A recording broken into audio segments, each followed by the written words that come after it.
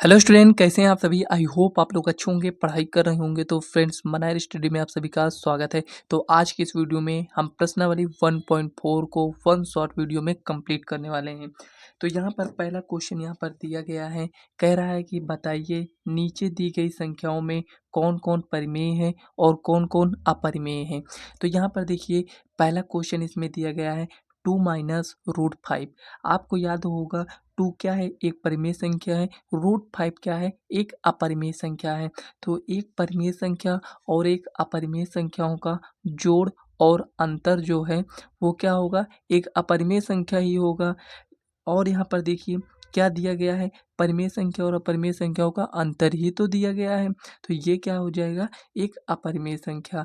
अब आगे बढ़िए, यहाँ पर 3 + √3 -√3।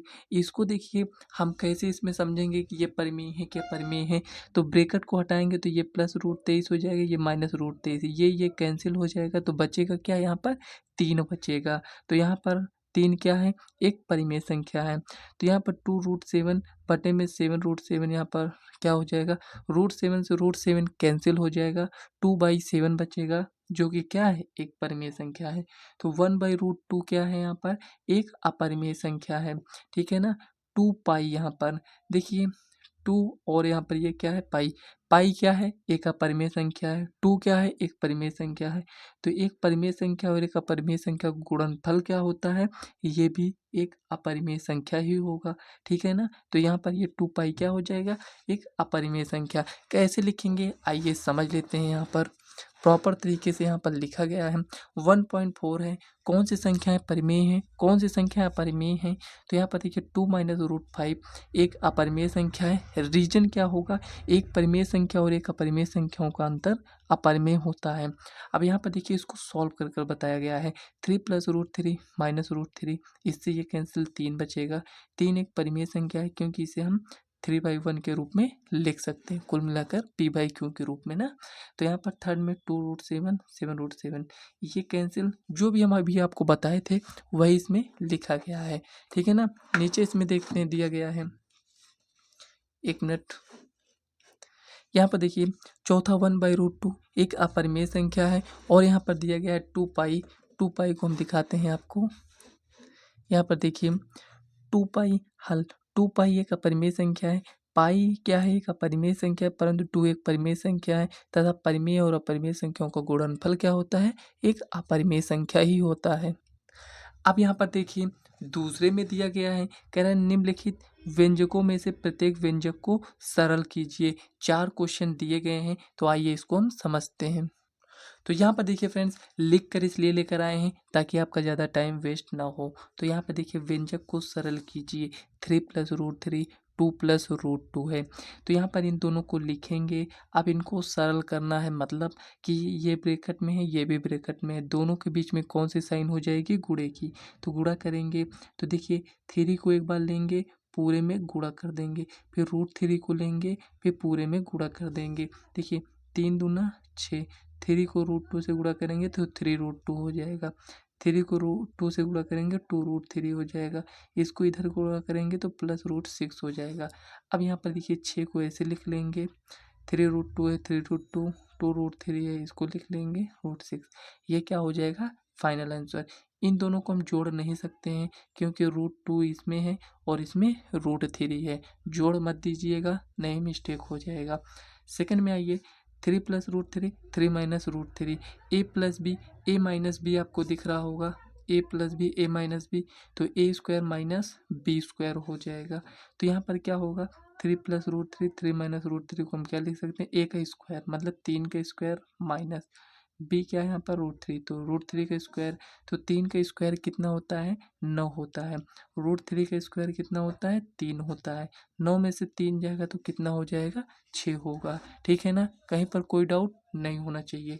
तो यहाँ पर √5 + √2 का होल स्क्वायर दिया गया है। तो देखिए जो यहाँ पर होल स्क्वायर है, इसको हम कैसे लिख सकते हैं, तो ये आपको a+b का होल स्क्वायर के रूप में दिख रहा होगा। यहाँ पर समझ लीजिए, प्रॉपर तरीके से बताएंगे। एक भी क्वेश्चन को ऐसे नहीं बताएंगे कि आपको समझ में ना आए।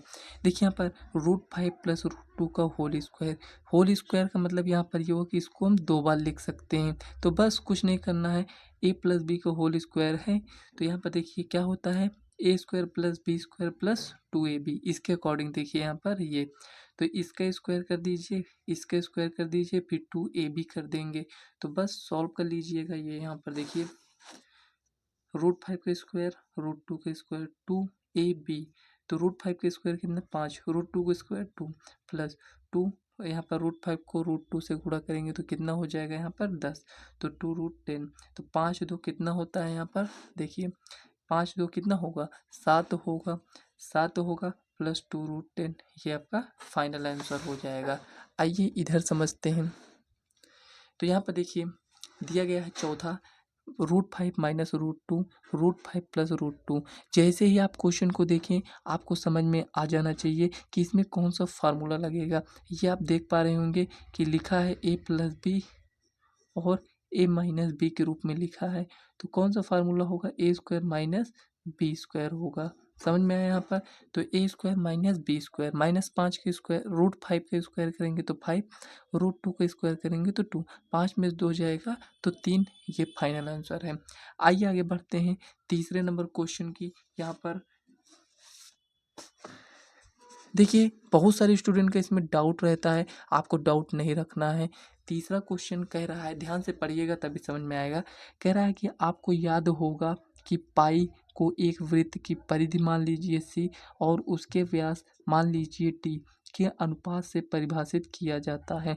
पाई को कैसे हम वृत्त की परिधि को c से और यहाँ पर वृत्त का व्यास d से भाग करते हैं तो क्या मिलता है पाई, उसी के बराबर कह रहा है। कह रहा है यह इस तथ्य का अंतर विरोध करता हुआ प्रतीत होता है कि पाई अपरिमेय है। कह रहा है कि देखिए पाई क्या है, अपरिमेय संख्या है और इसे हम p/q मतलब c/d के रूप में लिखा है ना, तो किसी भी संख्या को हम c/d के रूप में लिखते हैं तो वो क्या होती है, परिमेय होती है। क्या ऐसा सही है? कुछ और भी फॉलो करना चाहिए। p और q क्या होने चाहिए, पूर्णांक होने चाहिए, q ≠ 0 होने चाहिए, ये सब होता है ना। लेकिन इसमें ऐसा कुछ भी नहीं दिया गया है। कह रहा है कि पाई एक अपरिमेय संख्या है और ये c/d के रूप में लिखा है तो ये परिमेय होना चाहिए और ये दोनों बराबर दिया गया है। तो यहाँ पर यही आपसे कहना चाहता है कि यह इस तथ्य का अंतर्विरोध करता हुआ प्रतीत होता है कि पाई अपरिमेय है।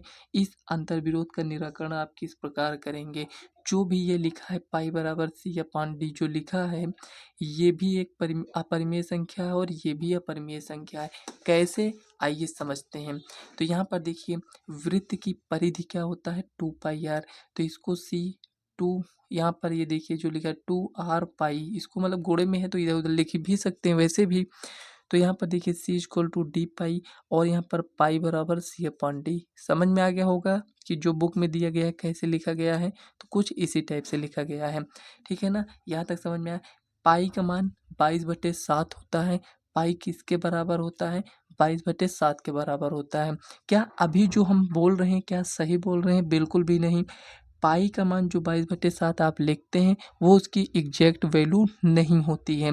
हम लगभग में लिखते हैं कि 22/7 होता है। ठीक है ना, यहाँ पर डी क्या है, व्यास है, सी वृत्त की परिधि है, वृत्त की परिधि 2π, यहाँ तो ये लिख चुके हैं ना। अब इधर समझिए c/d जो वहाँ पर लिखा था, ये जो लिखा है का दशमलव प्रसार यदि हम करते हैं तो इसका मान क्या होगा, आनुसानी अनावर्ती प्राप्त होगा, मतलब कि कुल मिलाकर एक अपरिमेय संख्या ही प्राप्त होगी। और देखा जाए तो पाई बराबर 22/7 इसका एग्जैक्ट वैल्यू नहीं होता है, जो कि अभी हम ऊपर आपको बता चुके हैं।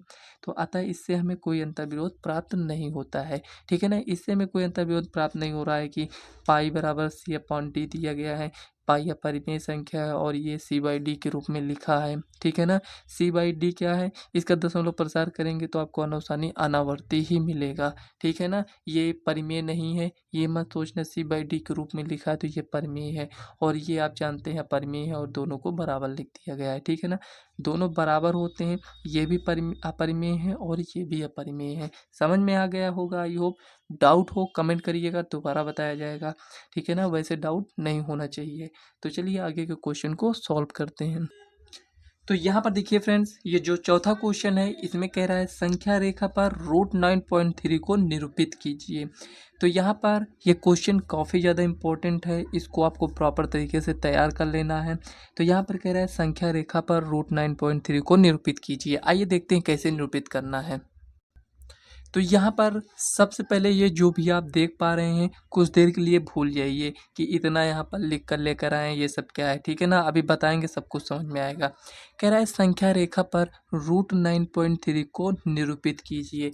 सबसे पहले जैसे ही आप देखें, आपको करना क्या है, ए बी 9.3 आपको यहाँ पर ड्रा कर लेना है, ठीक है ना। कुछ इस टाइप से आपको यहाँ पर ड्रा करना है। तो यहाँ पर देखिए ए बी यहाँ पर हमारा कितना है, 9.3। यहाँ पर देखिए, ये देखिए 9.3 एग्जैक्ट है। तो यहाँ पर हम क्या करेंगे, ये देखिए ए बी कितना है, 9.3 है। उसके बाद हमारा काम क्या होगा, हम यहाँ पर बी से एक यहाँ पर इसको बढ़ा देंगे, ठीक है ना। एक यहाँ पर बढ़ाएंगे तो यहाँ पर ये 1 हो जाएगा। उसके बाद यहाँ पर क्या करेंगे, ये समझिए। अब देखिए ए बी कितना है, 9.3 है। बी से सी तक एक बढ़ाएंगे तो यहाँ पर ये 1 हो जाएगा, ठीक है ना। आगे अब देखिए क्या करते हैं। अब यहाँ पर ये जो पूरा यहाँ पर ये दिया गया है ए से सी तक, इसका हम आधा करेंगे। क्या करेंगे, आधा करेंगे। तो यहाँ पर इसका आधा हम कैसे करेंगे, तो यहाँ पर क्या करते हैं, इससे आधे से अधिक दूरी लेते हैं, यहाँ पर ऐसे चाप लगाते हैं और यहाँ से हम इसको ऐसे करेंगे, जहाँ एक दूसरे को काटेगा उसको ऐसे यहाँ पर मिला देंगे। स्केल से क्या करेंगे, मिला देंगे। तो ये क्या हो जाएगा, ये इसका मध्य बिंदु हो जाएगा। किसका मध्य बिंदु है, ए सी का मध्य बिंदु है। यहाँ पर देखिए ए से सी तक था, तो ए सी का मध्य बिंदु क्या हो जाएगा, ओ हो जाएगा, ठीक है ना। तो ओ हो गया। अब यहाँ पर हम क्या करेंगे, इसको हम त्रिज्या मानेंगे, ठीक है ना। ये क्या हो जाएगा, ये ओ ए को त्रिज्या मानकर एक अर्धवृत्त की रचना कर देंगे। यहाँ से इसको देखिए जैसे ऐसे ले जा रहे हैं, यहाँ पर देखिए ये यहीं तक आया ना, तो ये आपका अर्धवृत्त बन गया। अब अर्धवृत्त ये आपका बन चुका है। तो अब हम क्या करेंगे, देखिए ये आपका अर्धवृत्त बन गया है। स्टेप आपको देखना है क्या क्या करते हुए जा रहे हैं, ठीक है ना। अब अर्धवृत्त बन गया ना। अब बिंदु बी से हमें एक लंब डालना है यहाँ पर बी डी। तो बी से डी तक एक लंब हमने डाल दिया है। अब यहाँ पर ये इतना था। अब इसको हम क्या करेंगे, ओ से डी को मिला देंगे। क्या करेंगे, ओ से डी को मिला देंगे। अब यहाँ पर देखिए इतना, अब हमें त्रिज्या इसको ले लेना है। ये बी डी जो आएगा यही रूट 9.3 है, लेकिन ये ऐसे आपको दिख रहा है, तो इसे हमें संख्या रेखा पर दिखाना है। तो इतनी दूरी को यहाँ पर हम ऐसे माप लेंगे और उसके बाद यहाँ से ऐसे इसको हम घुमा देंगे। जहाँ पर ये आएगा यही क्या हो जाएगा, रूट 9.3 हो जाएगा, ठीक है ना। बी से ई तक की दूरी क्या हो जाएगी, रूट 9.3। रचना चरण में आप लिखेंगे क्या, यहाँ पर प्रॉपर तरीके से लिखा गया है, समझ लीजिए कैसे आपको लिखना है। तो यहाँ पर देखिए कह रहा है A B equal to 9.3 centimetre की एक रेखा खींचे। बिंदु बी से सी तक 1 सेंटीमीटर तक बढ़ाएं। बी से सी तक 1 सेंटीमीटर बढ़ाया गया है। ओ ए सी का मध्य बिंदु है। ओ क्या है, ए सी का मध्य बिंदु है। मध्य बिंदु कैसे ज्ञात किए थे, हम बताए थे ना यहाँ पर। तो वही ये क्या है, ए सी का मध्य बिंदु है। अब ए ई सी अर्धवृत्त की रचना की है, तो मतलब ये क्या है, अर्धवृत्त की रचना की है। ओ को केंद्र तथा ओ ए या ओ सी को त्रिज्या मानकर बी से डी को मिलाया। बी से डी को मतलब कि यहाँ पर लंब डाला गया है, ठीक है ना। एक लंब डाला गया है, क्या है, बी डी है। अब यहाँ पर आगे ओ डी को मिलाया, यहाँ से ओ से डी को मिला देंगे। उसके बाद यहाँ पर देखिए आगे हमें मिलाने के बाद क्या मिलेगा, B D equal to root 9.3 हमें मिलेगा। अगर एक बार में ना समझ में आए तो वीडियो को आप दोबारा देखिएगा, सब कुछ समझ में आएगा, ठीक है ना। तो यहाँ पर देखिए आप रूट 9.3 ये बी डी मिला है। अब जो बी डी हमें मिला है इसे हमें संख्या रेखा पर दिखाना है, जो ऐसी रेखा आप देख पा रहे हैं। तो यहाँ पर आर्क लगाएंगे तो यही क्या हो जाएगा, बी ई क्या हो जाएगा, रूट 9.3 होगा। आइए चेक करते हैं कि ये आया कैसे, ठीक है ना। यही तो चेक करोगे ना कि बी डी रूट 9.3, बस यहाँ से लंब डाल दिए और बोल दिए कि बी डी रूट 9.3 आएगा। ऐसे थोड़ी होता है, बताना तो पड़ेगा ना कि कैसे आया है। तो अगर हम आपसे कहें कि ये त्रिज्या है तो ये भी त्रिज्या है, ये क्या है, त्रिज्या है, मतलब ओ ए जितना होगा ये भी उतना होगा, ओ सी जितना होगा ओ डी होगा। कहने का मतलब ओ ए, ओ डी, ओ सी सभी क्या होंगे, बराबर होंगे। तो त्रिज्या कैसे निकलेगा, अगर हम सबको जोड़ दें, यहाँ से यहाँ तक कितना था 9.3, और इसको भी जोड़ देंगे तो कितना हो जाएगा 10.3 हो जाएगा। यहाँ से देखिए, ये देखिए ए बी और बी सी को जोड़ेंगे 9.3 प्लस 1 को जोड़ देंगे, यहाँ से देखिए इसको, ठीक है ना, तो यहाँ पर 10.3 हो जाएगा। अगर इसी का हम आधा कर देंगे तो हमें त्रिज्या मिल जाएगा। तो ये आधा कर दिए तो ये क्या बन गया, त्रिज्या, मतलब ओ ए ओ सी बन गया। अब हमें ओ बी ज्ञात करना है। ओ बी, यहाँ से देखिए ये इतने भाग को ज्ञात करना है, इतने भाग को। तो हम ज्ञात कैसे करेंगे, ओ सी कितना है यहाँ पर, ये देखिए 10.3 बट्टे में 2 है। अगर इतने में से देखिए पूरा कितना है, ये इतना है, पूरा इतना है, तो उसमें से अगर 1 को माइनस कर देंगे तो यहाँ से यहाँ तक की दूरी हमें मिल जाएगा। तो वो कितना मिलेगा, यहाँ पर माइनस करने के बाद 8.3 बट्टे में 2 मिलेगा। अब यहाँ से आपको पाइथागोरस प्रमेय अप्लाई कर देना है। जब हमें ये भुजा ज्ञात है, ये ज्ञात है, तो ये तो अपने आप ज्ञात हो जाएगा। तो यहाँ से देखिए, जब आप इसको प्रॉपर तरीके से देखेंगे ना, सॉल्व करेंगे वैल्यू को रखकर, तो ये देखिए 9.3 आ जाएगा। ठीक है ना। अब नेक्स्ट क्वेश्चन चलिए देखते हैं। तो यहाँ पर देखिए 5th नंबर क्वेश्चन, निम्नलिखित के हारों का परिमेयकरण कीजिए। परिमेयकरण में हम क्या करते हैं, जो भी यहाँ पर 1/√7, √7 लिखा है ना, तो √7 ऊपर नीचे मल्टीप्लाई कर देंगे। इसमें लिखा है √7 माइनस √6, तो जो मल्टीप्लाई करेंगे, बीच का साइन माइनस है तो प्लस लिखकर मल्टीप्लाई कर देंगे, प्लस है तो माइनस लिखकर मल्टीप्लाई कर देंगे, माइनस है तो प्लस लिखकर मल्टीप्लाई करेंगे। आइए देखते हैं कैसे किया गया है यहाँ पर। ठीक है ना। तो देखिए यहाँ पर हारों का परिमेयकरण, जब भी आपसे परिमेयकरण करने के लिए बोले तो कैसे करेंगे, 1/√7 दिया गया है तो √7 से ऊपर नीचे मल्टीप्लाई कर देंगे, जितना आएगा वो हमारा आंसर होगा। 1/√7 माइनस √6 है, तो यहाँ पर गुणे, यहाँ पर देखिए माइनस था, कुछ नहीं किए, केवल प्लस, और यहाँ पर भी प्लस। सॉल्व करेंगे तो √7 प्लस √6 हो जाएगा। देखिए A plus B A minus B है, तो A square minus B square formula apply करेंगे। तो यहाँ पर ऊपर वाला तो चेंज नहीं होगा, लेकिन यहाँ पर 7 माइनस 6 कितना हो जाएगा 1, जो कि यहाँ पर लिखा नहीं जाता है। तो यही आपका आंसर हो जाएगा। आइए इधर देखते हैं। यहाँ पर दिया गया है 1/√5 प्लस √2 दिया गया है। अब परिमेयकरण करना है तो हम आपको क्या बताए हैं, साइन को चेंज कर दीजिए, प्लस है तो माइनस, देखिए माइनस कर दिए ना, √5 माइनस √2 हो गया। ए plus B A minus B दिया गया है तो A square minus B square, √5 का स्क्वायर करेंगे तो 5, √2 का स्क्वायर करेंगे तो 2, √5 माइनस √2 कितना, यहाँ पर इन इन दोनों को माइनस करेंगे तो कितना आएगा भाई, माइनस नहीं होगा, क्योंकि ये √5 है और ये √2 है। ये 5 माइनस 2 नहीं लिखा है, इस बात को ध्यान में रखना। तो यहाँ पर ये फाइनल आंसर हो जाएगा। इधर देखिए 1/√7 माइनस 2 है, तो 1/√7 माइनस 2, यहाँ पर माइनस है तो प्लस लिख कर यहाँ पर इसको हम सॉल्व करेंगे तो √7 प्लस 2 बटे में 3। देख लीजिए कैसे इसको सॉल्व किया गया है।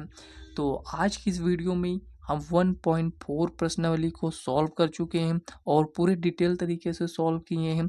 यदि अब भी अगर कोई डाउट रह जाता है तो कमेंट कर दीजिएगा, नेक्स्ट वीडियो में इसका रिप्लाई ज़रूर करेंगे। तो वीडियो कैसी लगी कमेंट बॉक्स में ज़रूर बताइएगा। वीडियो पसंद आया हो तो वीडियो को लाइक व चैनल को सब्सक्राइब कर लेना, ताकि आगे आने वाली वीडियो का नोटिफिकेशन आप तक सबसे पहले पहुँचे। तो चलिए फ्रेंड्स, मिलते हैं नेक्स्ट वीडियो में, तब तक के लिए बाय।